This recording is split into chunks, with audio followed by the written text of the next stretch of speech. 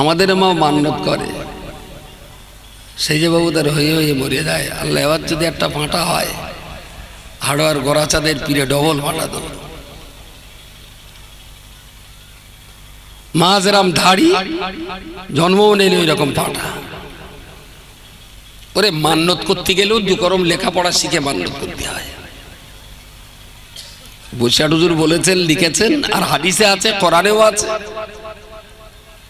যে আল্লাহ ছাড়া অন্যের নামে যা মান্নত হয়েছে তার গোশত খাওয়া ততটাই হারাম। গরু ছাগল আর কুকুর বিড়ালের গোশত খাওয়া, গরু নয়, কুকুর বিড়াল শেয়ালের গোশত খাওয়া যেরকম, বলেন বলেন, পীরের নামে মান্নত হওয়া, গরু আর ছাগলের গোশত খাওয়া ততটাই হারাম। সোরের কথা আর বললো না, বললে বললো ভাষা খারাপ, সেই জন্য কুকুরের কথা বললাম, বিড়েলের কথা বললাম, খেঁকসেলের কথা বলা যায়। সোর বললে যেন ওটা গান উঞ্চে ওঠে, কেন ওটা আল্লাহ সৃষ্টি করেনি। সোরের বাচ্চা বললেই খিস্তি হয়ে গেল।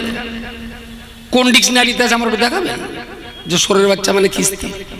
হ্যাঁ, এইটা যদি আমি কোনো মানুষকে বলি, বলেন বলেন, যদি মানুষকে বলি তখন নিশ্চয়ই সেটা গালিগালাজ, সেটা অপত্রের প্রয়োগ।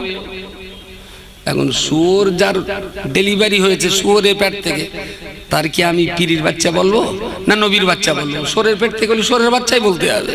এটা কোনো খিস্তি না, কোনো গাল নয়।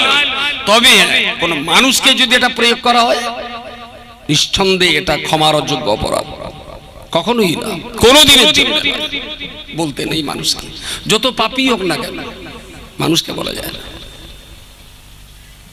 তো মান্নত কার নামে করতে হবে? জোরে বলে, আল্লাহর কাছে মান্নত করুন, আর আল্লাহর নামেই মান্নত করুন। দেখুন, শ্রদ্ধা, সম্মান, ভক্তি, ভালোবাসা খুবই ভালো, তবে ভক্তির অতিসাহ্যে পড়ে বউডারে মা বলা বলো ঠিক না।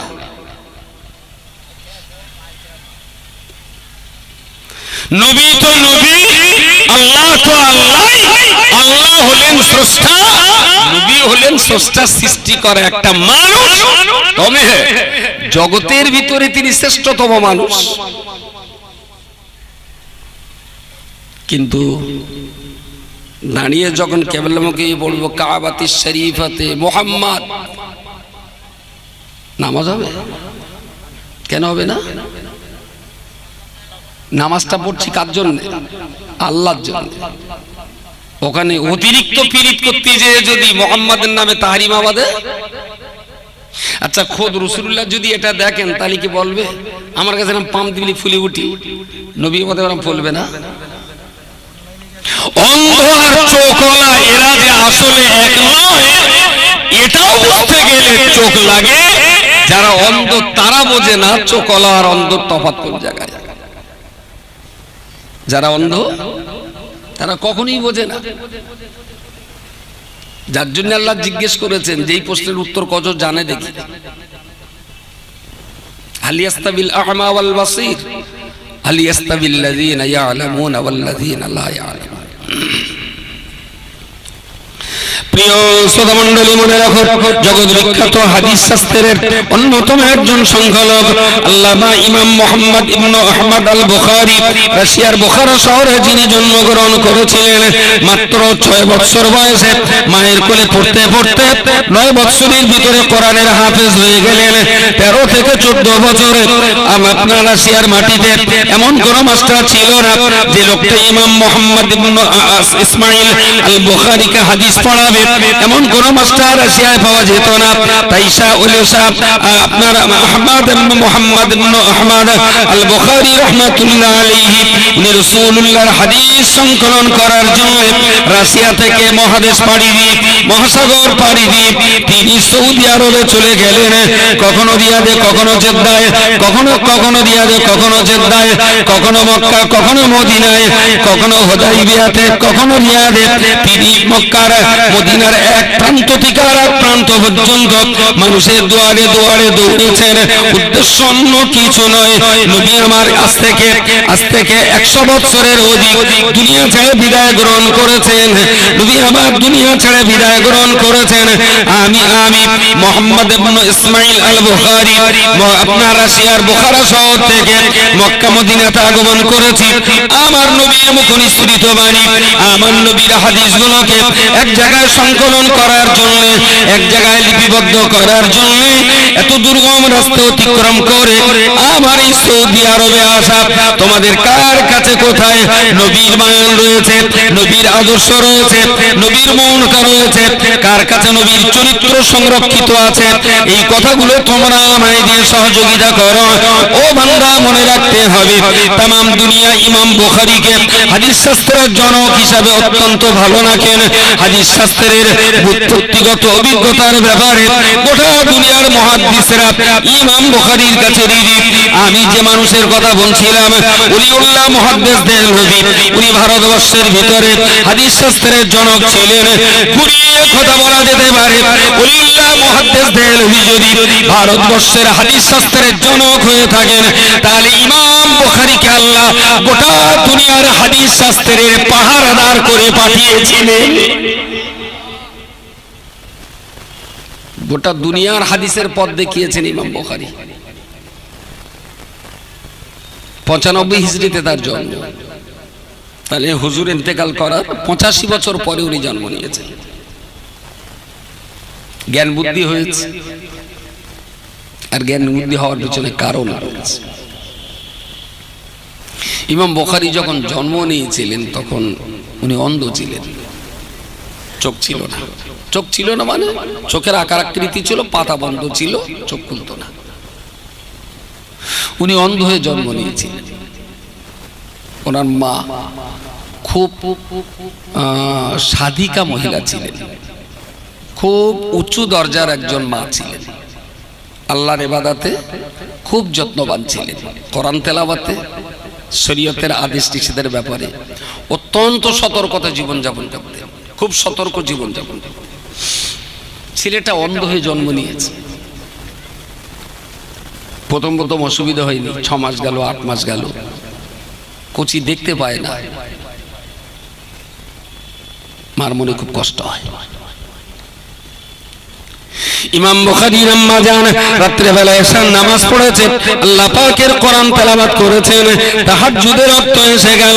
উনি তাহাজ্জুদের নামাজ পড়লেন, বেটাটাকে নিজের কোলের উপরে তুলে নিয়ে আল্লাহর কাছে ফরিয়াদ করে বললেন, ও রব্বুল আলামিন, আল্লাহ আমার বেটাকে আমি কোলে নিয়ে আপনার কাছে মান্নত করতে বসেছি। আল্লাহ আমার বেটা ইসমাঈলকে, আল্লাহ আপনি যদি আমার বেটা ইসমাঈলকে অন্ধ করে দুনিয়াতে আপনি পাঠিয়ে দিয়েছেন, আল্লাহ আপনি আমার বেটাকে অন্ধ করার কারণে আপনার বিরুদ্ধে আমার কোনো অভিযোগ নেই, আপনার বিরুদ্ধে আমার কোনো নালিশ নেই।